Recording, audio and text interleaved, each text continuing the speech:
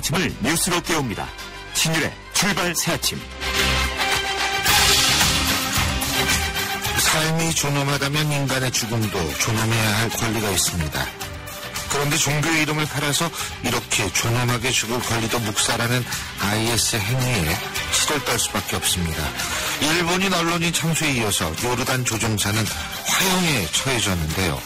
21세기에 이런 야만성과 마주쳐야 하는 현실이 우리를 슬프게 만듭니다. 전 세계가 분노하고 있는 만큼 IS 문제 하루빨리 해결해야 될 겁니다. 신율의 출발 새 아침 오늘 순서 시작합니다.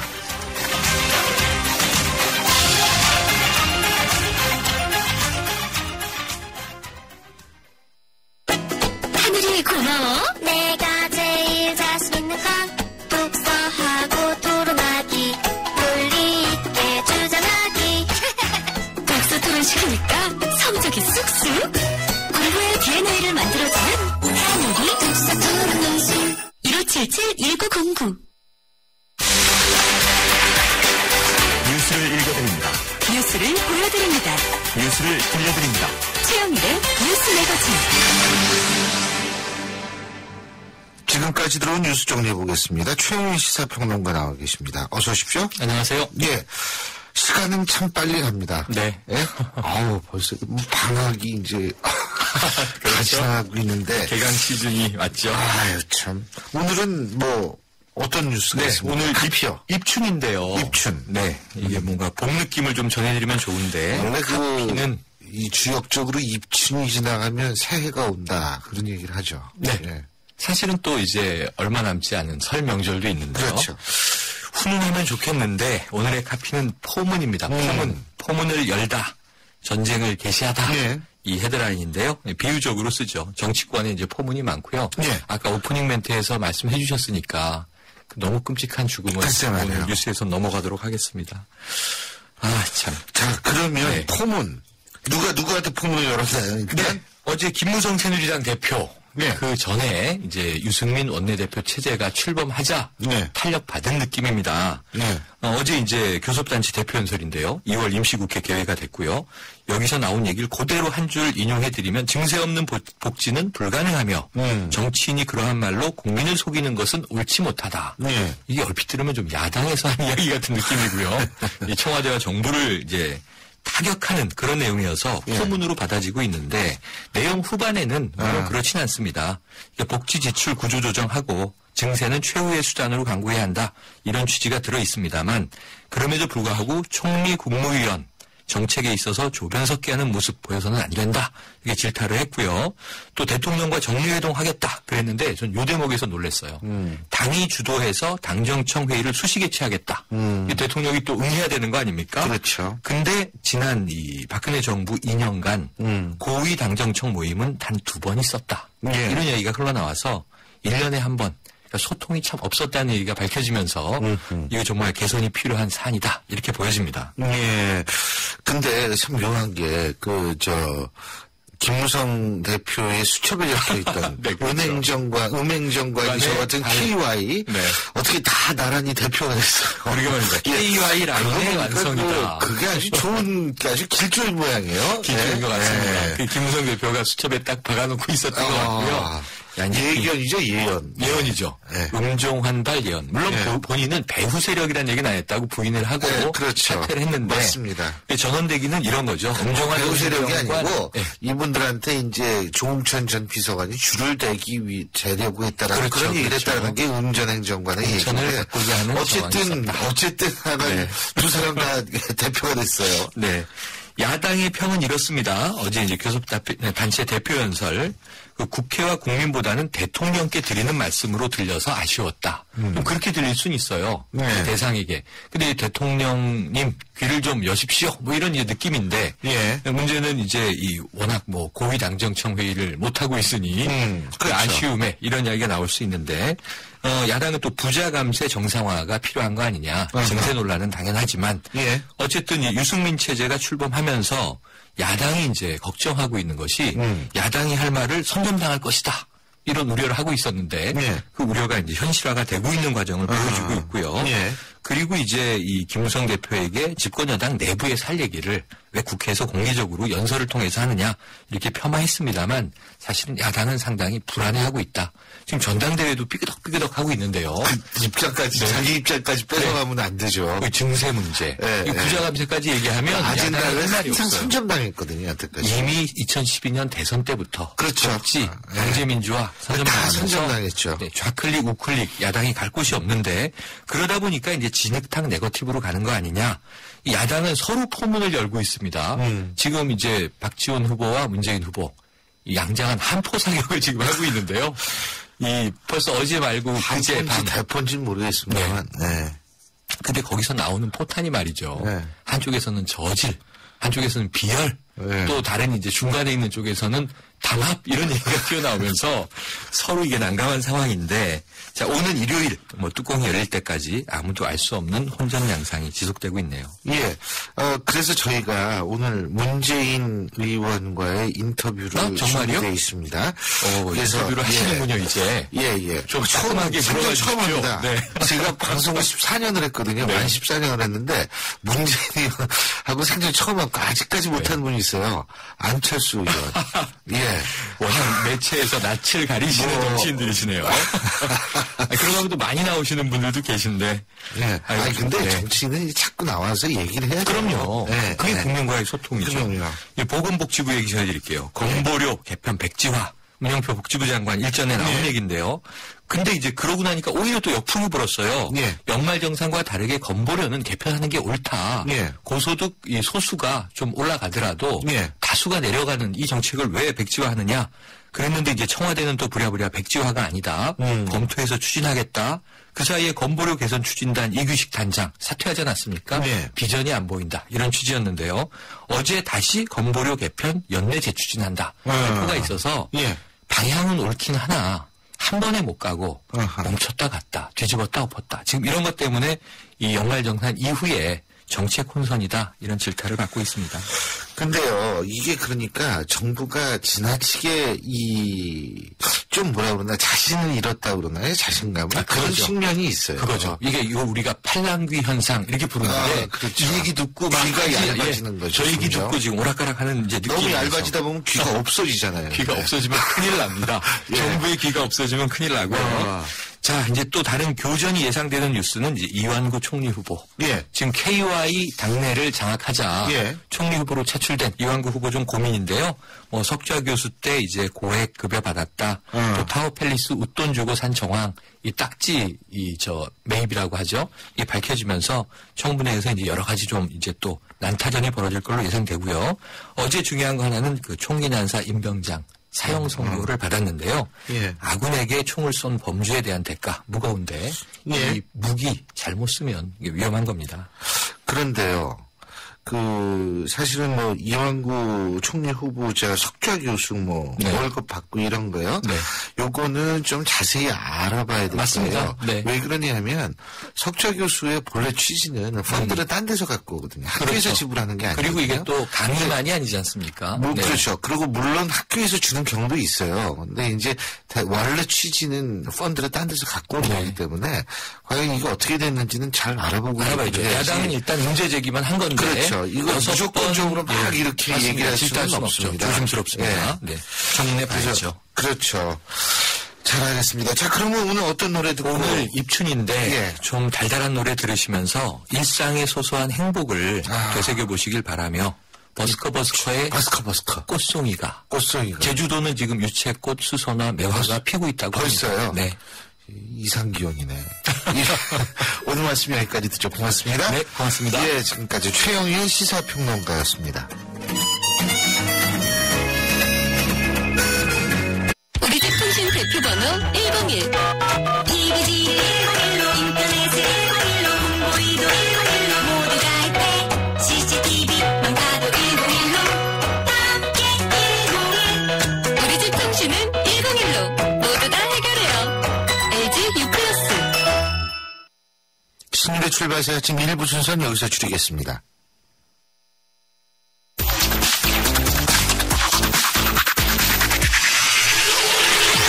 신일의 출발 새 아침. 신일의 출발새 아침 2부 순서 시작하겠는데요. 오늘 2부에서는 문재인 의원과의 인터뷰 준비되어 있습니다. 잠시 후에 뵙겠습니다. 유병재의 연비제렉 팁 하나. 연비의 기본은 차량 경량화, 조수석을 없애 무게를 줄여주세요. 근데 여친이 생기면 단 아이세트 디젤이라면 무시하셔도 좋습니다. 놀라운 연비에 디젤의 파워까지. 탄생 더 뉴 아이세트. 15일 기준 복합 17.8km. 현대자동차. 여러분은 지금 대한민국 유일의 보도 채널 YTN 뉴스 FM에서 보내드리는 신일의 출발 새 아침을 듣고 계십니다.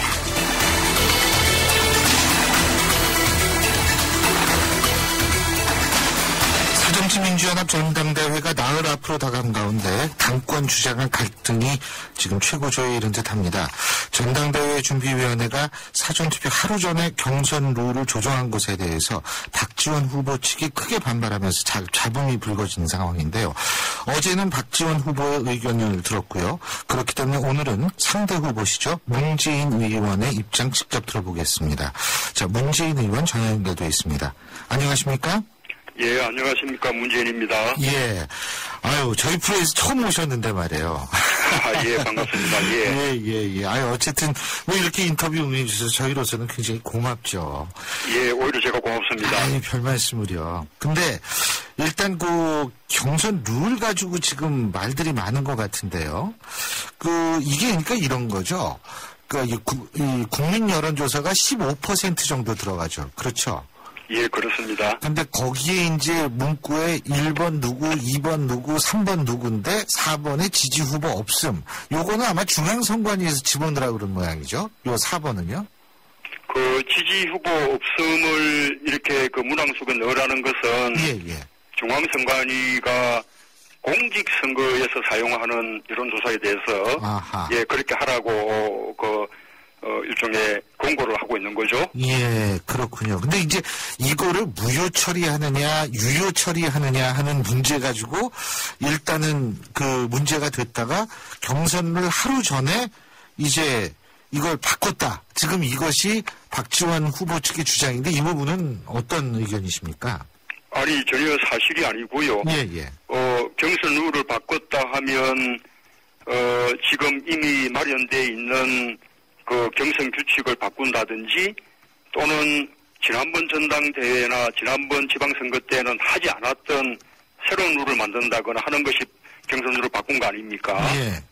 예, 그런데 지지 후보 없음을 여론조사를 이렇게 환산할 때 합산하지 않는 것이 지난번 전당대회 때도 했던 방식이고 또 지난번 지방선거 때도 했던 방식이고요. 예. 우리 또 시행세칙에도 그런 규정이 전혀 없거든요. 예. 그런데 우리 선관위가 잠시 착오로 그러니까 그것을 전당대회 준비위원회 말씀하시는 거죠 지금? 예, 우리 당의 선거관리위원회가 그것을 이렇게 포함시켜서 이렇게 합산하는 것으로 그렇게 이제 해석을 잘못했다가 그것이 잘못된 해석이라는 것이 이제 지적이 되니까 전당대회 준비위원회에서 해석을 바로 잡은 것이죠. 예.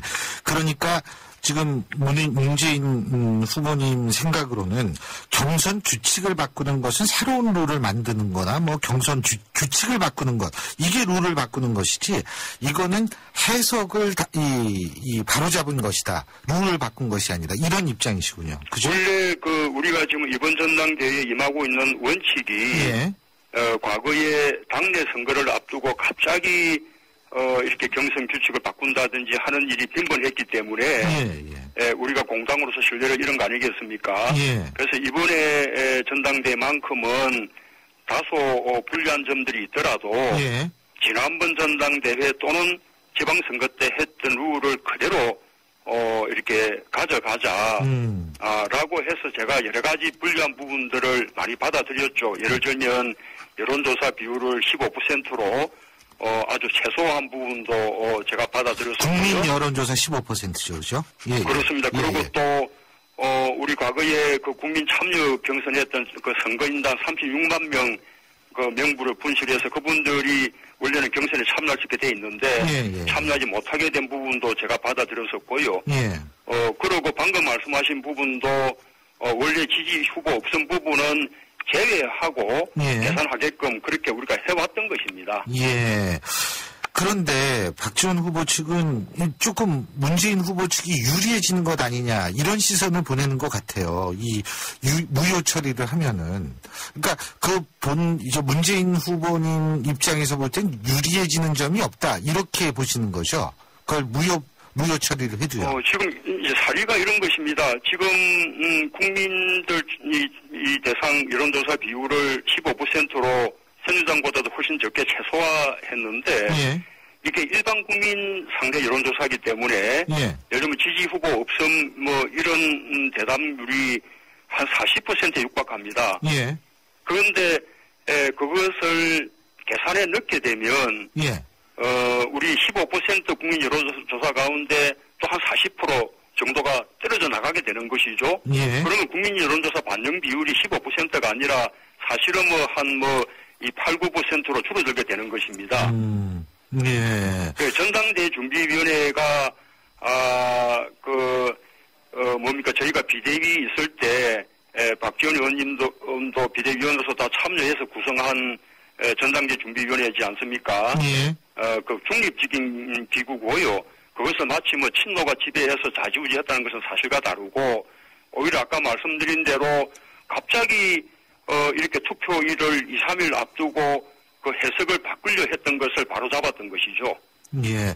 근데 어쨌든 전당대회 준비위원회가 어떻게 됐든 간에, 사실 일을 조금 제대로 했더라면 이런 불필요한 일들이 발생 안 했을 수 있잖아요. 그렇지 않습니까? 그러니 시행세칙대로 하면 되는 것입니다. 시행세칙에 그런 조항이 없는데, 갑자기 선관위의 유권 해석이라는 이름으로 사실상 룰 변경을 시도를 했던 것이죠. 그런데 그것은 이제 와서 갑자기 이 투표를 앞두고 과거에 하지 않았던 어떤 새로운 해석을 만들어내느냐 이런 지적이 생겨서 그것이 이제 바로 잡혀진 것이죠. 예.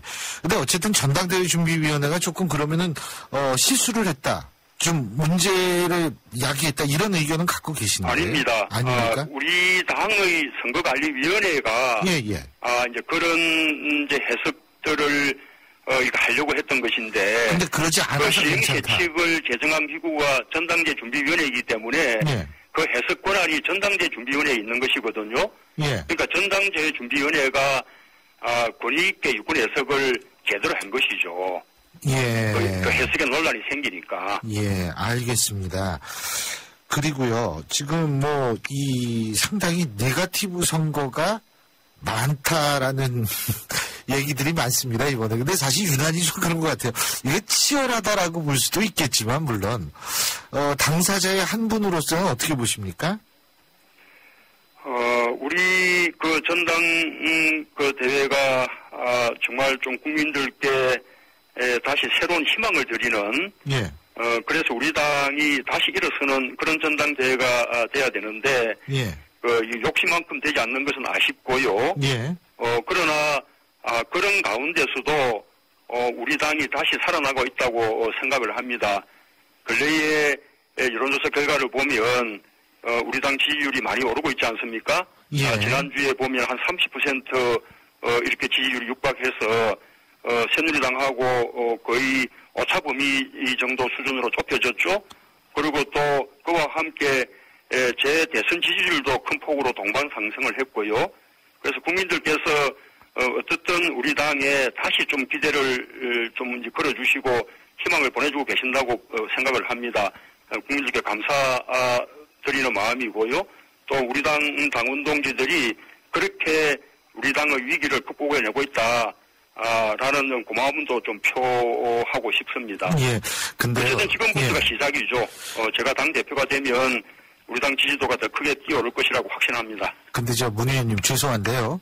지금 여론조사 말씀하셨는데 그게 왜 표본 오차, 오차 범위, 대상, 일시 이런 거를 말씀 안 하셔가지고 유의미한 것으로 받아들일 수 없다. 이게 지금 현재 방송법, 선거법이거든요. 이 점을 제가 좀 밝혀드립니다. 그리고 또 한 가지는 뭐냐면 그러니까 그 박지원 후보 측은 문재인 후보 측이 이 본인 덕분에 지금 당이 살아나고 있다라고 얘기를 하는데 이거는 겸손하지 못하다 이런 얘기도 하는데 이 부분은 어떻게 보십니까? 우리 당이 자꾸 희망을 이야기해야 되는데 자꾸 우리 당을 한심하게 만들면 되겠습니까? 우리가 전당대회를 통해서 우리가 해내야 되는 것이 그 희망을 되살리는 것이고 국민들 지지를 되찾는 것 아니겠습니까? 그런데 그렇게 각 후보들이 희망을 말하고 변화와 혁신을 말하는 그런 전당대회가 돼야 되는 것이죠. 이 네거티브가 우리 전당대회를 자꾸 국민들로부터 외면받게 만들고 있는데 우리가 얼마 남지 않았습니다만 남은 마무리를 한 마음으로 정말 참 이렇게 잘해주기를 간절하게 바라는 마음입니다. 그런데요, 또 박지원 의원은 어제 그 저희 방송하고 인터뷰하는 과정에서 분당은 조금만 더 크게 말씀해 주시겠습니까? 박지원 후보가 어제 저희 방송과 인터뷰하는 과정에서요. 분당은 있어서는 안 되지만 당내에 많은 분들이 신당 창당을 권했다. 이런 얘기를 했거든요.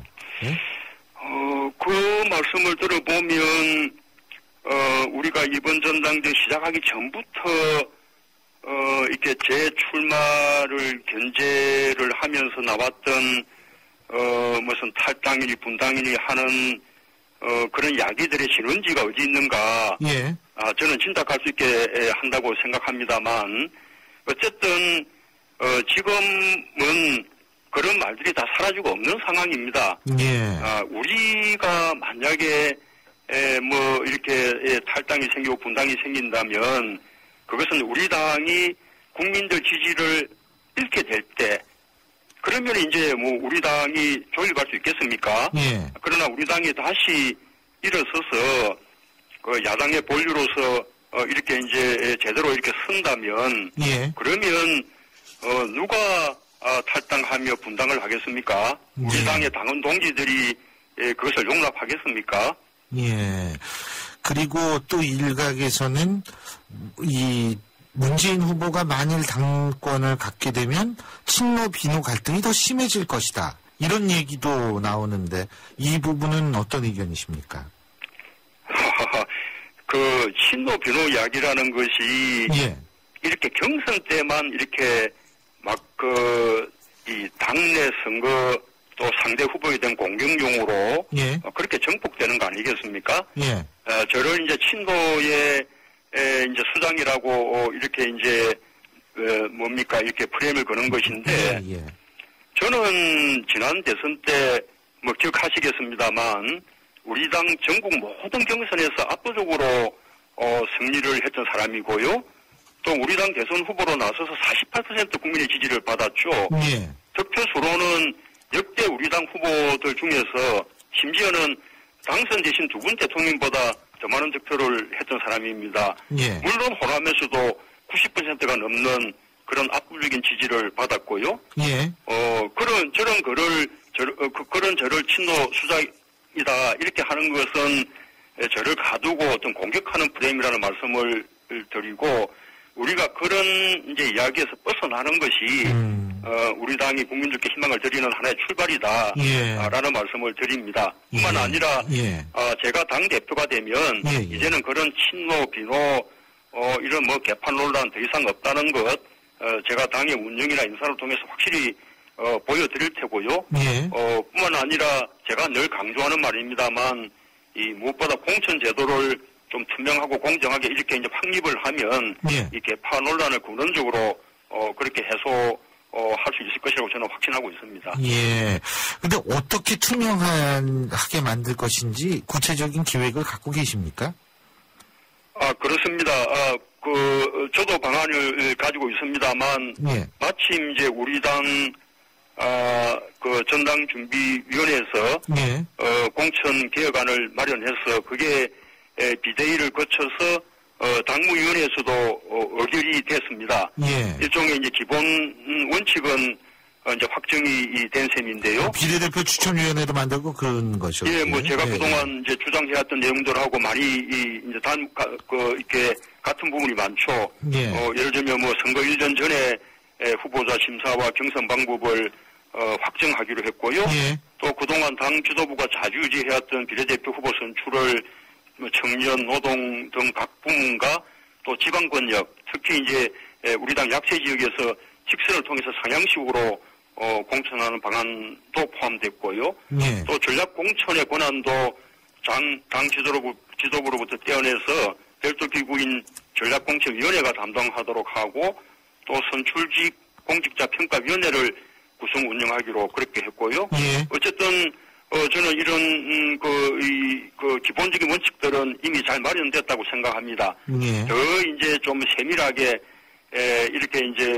보완이 돼야 될 텐데 그것은 당 대표가 되면 조속하게 해나가겠습니다. 그리고 이제 만일 문재인 후보께서 당 대표가 되신다라는 가정하에서 제가 여쭤보는 건데요.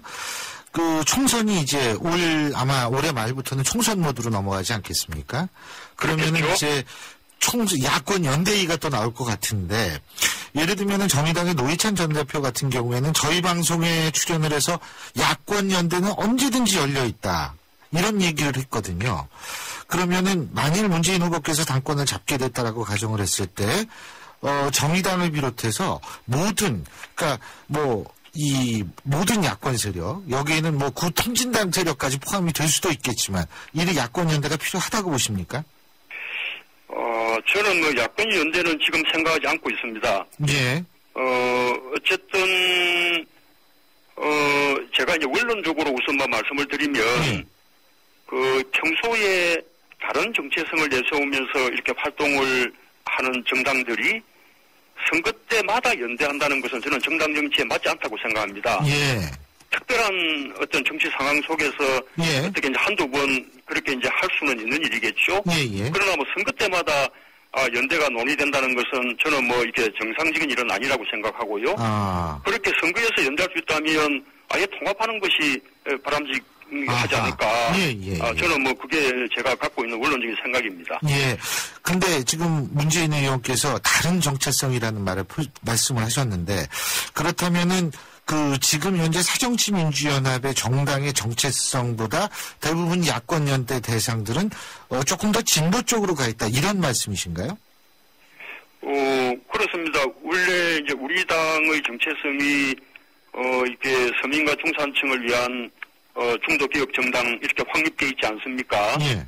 물론 우리가 이제 더 이제 폭넓은 스펙트럼을 가지고 있습니다. 예. 더 진보적인 세력과 또 보다 중도적이거나 또 보수적인 세력까지 우리가 함께 다 아우르고 있는 그런 정당인데요. 예. 그래서 이런 우리가 포용할 수 있는 범위 내에 정치적 지향을 가지고 있는 또 인연적인 지향을 갖고 있는 그런 정치 세력은 우리 야당의 본류인, 야권의 본류인 우리 당과 합류하면 되는 것이죠. 만약에 별도의 정당을 만든다면 그것은 우리 당의 정체성하고는 다르다는 이야기지 않습니까? 예. 그렇다면 이제 선거연대는 좀 달리 다르게 이렇게 생각해 봐야 되는 것이죠. 그렇다면은 문재인 후보께서 당권을 잡게 됐을 때 지금 현재의 새정치민주연합의 이 정체성을 조금 더 오른쪽으로 갖고 가야 된다고 보십니까? 아니면은 어떻게 지금보다 좀 더 이 확실한 선명성을 강조하는 그런 야당이 되어야 된다고 보십니까? 이른바 이제 좌클릭, 우클릭 그런 뭐 이렇게 저는 굳이 그런 표현은 쓰고 싶지는 않습니다. 예. 저는 뭐 이렇게 우리에게 필요한 것은 좌클릭이나 뭐 우클릭이 아니고 우리 정체성을 분명히 하면서 국민 속으로 들어가는 것이죠. 굳이 표현하자면 아래로 클릭해야 된다 이렇게 이제 생각을 하는데요.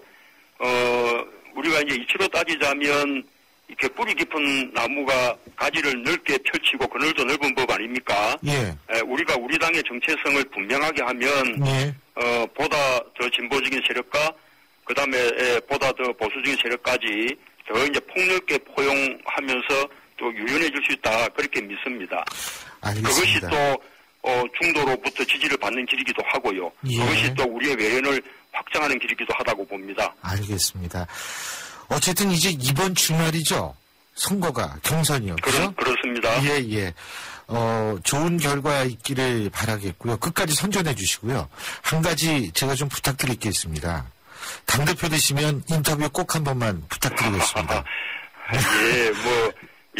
고마운 말씀입니다. 열심히 하겠습니다. 그럼 저희 청취자 여러분과 약속해 주신 걸로 알고 오늘 말씀 잘 들었다는 말씀 드리고 싶습니다. 고맙습니다. 감사합니다. 지금까지 새정치민주연합의 당권 도전에 나선 문재인 의원이었습니다. 경제 컬럼니스트 정철진의 경제시선. 경제 뉴스 알아보겠습니다. 정철진 경제 컬럼니스트 연결합니다. 안녕하십니까? 네, 안녕하십니까? 이게 우리나라가 이게 큰일 났어요. 큰일 난 구석이 한두 군데는 아니지만 요새 특히 좀 그런데 이 디플레이션 우려가 커지고 있죠, 지금. 그렇습니다. 이제 경제학에서 물가가 오르는 인플레가 좋냐, 떨어지는 디플레가 좋냐, 갑론을박이 있는데 가장 베스트는요, 완만한 인플레이션입니다. 그러니까 서서히 모든 자산 가격, 물건값이 조금씩 주가도 그렇고 오르는 것이 실은 가장 이상적이다 그런데 지금 우리 상황은 빠르게 디플레이션, 경기 불황이라고도 표현을 하는데 빠져들고 있습니다. 어제 통계청에 1월 소비자 물가 나왔는데요. 지난해 12월과 마찬가지로 0.8%입니다. 그러니까 1년 동안에 물가라는 게 0.8%밖에 안 올랐다. 이럽니다. 어제 이 핵심 이유는 있습니다. 국제유가 폭락이 돼서 1년간 휘발유가 거의 20% 하락을 했다. 경유값도 21.6%나 떨어졌다. 이런 게 있었고, 관련해서 1월달 같은 경우에는 도시가스가 인하되지 않았습니까? 그래서 전기, 수도, 가스 항목도 한 2.6% 하락하면서 떨어질 이유가 있었다 그랬는데, 실은 이것도 안심할 수가 없는 게 1월 1일부터는 담배값이 무려 2,000원 오르는 거 아닙니까? 글쎄요. 흡연자들이 대단한 역할을 했죠. 이거 없었으면은 거의 0%대 초반, 0.2%까지 이게 떨어졌을 그럴 상황이었습니다. 그러니까 억지로 담배값 하나 올려가지고 물가를 이렇게 버텨준 건데, 이렇게 되니까 이미 디플레이션에 빠졌다, 불황 상태에 돌입했다, 이런 분석하는 목소리도 힘을 얻고 있습니다. 그런데요, 결국은 이거는 뭐냐면, 어쨌든, 이 정부의, 특히 최경환 경제부총리의 경기 부양책, 실패했다라는 걸 의미하는 거 아닙니까? 그래서 말이죠. 어제 이제 유승민 원내대표, 또 김무성 대표, 새누리당 대표 얘기 들어보니까 이 말이 기존의 최경환 부총리가 작년 여름부터 추진해오는 경기 부양하고는 사뭇 다르더라고요. 오히려 지금 유승민 원내대표 쪽은 증세 없는 복지하면서 분배 쪽으로 나가는 전 뉘앙스를 많이 받았거든요. 그렇게 되면은 정부와 당 간에 어쨌든 경기 살리는 방식을 놓고도 좀 이견이 벌이고 있는데, 아마 그렇게 유승민 원내대표도 이렇게 강하게 밀어붙일 수가 있는 게 방금 말씀하신 것처럼 최경환 부총리 해와서 지금 된 게 뭐가 있느냐, 아마 이런 생각을 하고 있는 것 같은데, 정부는 걱정하지 말아라, 유가 많이 빠져가지고 이거 그런 거지 디플레 아니다라고 이 말은 하고 있는데 상황이 녹록지 않거든요. 근데 그렇죠. 결국 또 이렇게 되니까 화살이 한국은행으로 돌려지는데, 한국은행 추가 금리 인하해야 되는 거 아니냐, 이런 얘기들 나오고 있는데, 그러니까 이렇게 제가 보도를 하면은 나는 물가 내린 거 하나도 모른다, 그렇게 다들 지금 우리 아마 청취자분들도 생각하실 텐데, 핵심이 주거비입니다. 이게 왜 주거비냐면은요, 지금 이제 월로 따지는 물가 상승률이 0.6%, 0.8%, 0.9% 이렇게 되지만, 그 안에는 이제 전세값이 매달 0.4%, 0.6%, 지난 6월달에는 1월 1%씩 오르지 않았습니까? 그러니까 매달로 쪼개지면은 이게 작은데, 우리가 보통 전세 계약이나 반전세 계약을 2년마다 하지 않습니까? 그렇죠. 이게 합쳐지면은 복리로 합쳐지는 거기 때문에 2년 딱 재계약할 때는 15% 이렇게 올라버리니까, 그렇지 않습니까? 그렇죠. 2억짜리라면 벌써 3천만 원을 어디선가 부담해서 줘야 되니까 물가 떨어졌다는 게 전혀 체감되지 않고 있어서 그런 주급이 영향이 크다, 이렇게 생각하시면은 이해가 좀 되실 것 같습니다. 그런데 이게 금리 인하 말씀하신다. 호주도 금리 인하를 금리 인하를 했다고. 어제 또 공교롭게 우리 디플레 논란이 있고 한국은행이 금리 내려를 하고 있는 찰나에 호주가 연 2.5%에서 2.25%로 0.25%포인트를 전격 인하했습니다. 호주 중앙은행 같은 경우에는 어찌됐건 우리는 금리 안 내리겠다라 버티고 버텼는데, 호주 달러만 강세가 되니까 너무나 부담스럽다, 이런 생각을 해서 결국은 금리 인하를 했습니다. 게다가 이제 이 중앙은행 총재도 호주 달러 가치가 홀로 이렇게 강해질 필요 없다, 우리도 다들 전 세계 이렇게 인위적으로 통화치 끌어내린다면 동참하겠다, 그래서 인하를 했거든요. 한국은행도 이걸 보면 아마 금리 인하 한 번 더 하지 않을까 싶은데요, 제 생각은. 아니, 근데 금리 인하를 하더라도 디플레이션일 경우에는 상대적으로 실제로 금리가 높은 편이죠. 그렇지 않습니까? 그렇죠. 거기다 또 유동성의 함정이라는 게 있어서 예. 내리고 내렸는데도 그냥 사람들이 돈을 더 꽉 쥐고 있을 수도 그렇죠. 예. 그러면은 사실은 인플레이션 때 10% 금리보다는 디플레이션 시대 때 2, 3%의 금리가 훨씬 높다라고 볼 수도 있는 거 아니겠어요? 그래서 지금 오피스텔이 수익률이 5%? %가 안 되는데도 불구하고 돈들이 오피스텔 막 사러 지금 가고 있거든요. 상대적인 가치 때문에, 상대적인 수익률 때문에 그런 식의 또 하나의 왜곡이 일어나고 있는데, 저는 방금 전에 말씀드렸지만은, 최경환 부총리하고 유승민 원내대표가 이렇게 다른 방향으로 가게 되면은, 그러면 안 됩니다. 이 경제정책이라는 거는, 뭐, 당정청 온 국민이 하나로 밀어붙일 때 이게 되는 거거든요. 예. 근데 좀 약간 사뭇 다른 것 같아서, 앞으로도 걱정이 좀 커지고 있습니다. 박근혜 대통령이 디플레이션 우려와 관련해서 골프 치자고 얘기한 것도 결국은 소비해라 이런 얘기겠죠. 그렇습니다. 이제 최경환 부총리 쪽 이제 마인드를 박근혜 대통령께서도 이제 갖고 계신 것 같은데 어제 국무회의 하다가 이제 직전에 부처 장관들하고 티타임 갔다가 뭐 이런저런 얘기 나오면서 이제 10월에 그 인천 송도에서 개최되는 프로렌트컵 얘기가 나왔나 봅니다. 그러면서 그 대회 잘 치러야 되는데 그러면서 골프 활성화 방안 만들어줬으면 좋겠다 이런 얘기 나오는데 실은 옛날 박 대통령이 뭐 골프 치러 갈 시간 있으시겠어요? 이것 때문에 이게 공직사회에 골프 금지령이 있는 거 아니냐 이렇게 됐는데 어제 그 멘트 통해서 이제 풀렸다. 공직사회 골프 금지령 이런 얘기가 있는데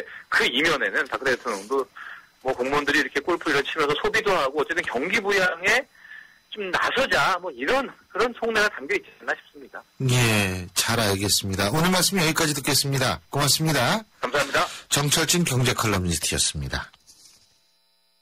안녕하세요. 이서진입니다. 투자는 수익성과 안정성 둘 다 중요하죠.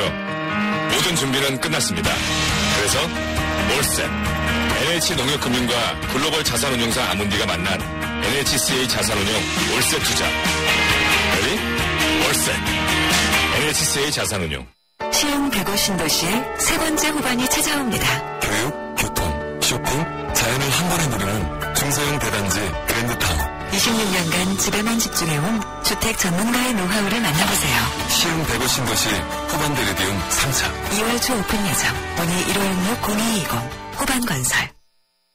신율의 출발새 아침 2부 순서는 여기서 줄이겠습니다. 전 8시 10분 3부에서 뵙죠.